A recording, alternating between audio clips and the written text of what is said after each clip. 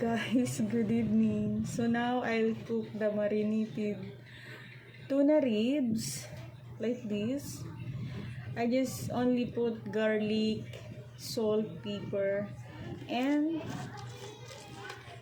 the silver swan vinegar because sometimes I don't want to use the I will marinate this before I cook. So the children's really like this because I came from vacation. I need to because I came from vacation. I need to follow the instruction from my children. So now I am here.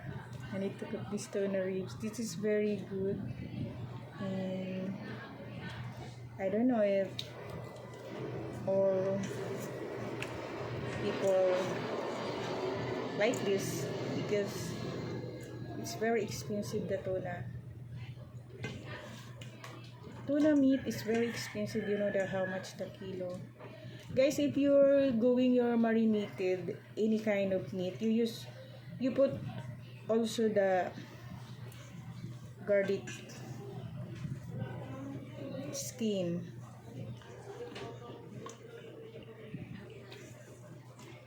I think it's good. See, and then I will put on the top the little bit of olive oil.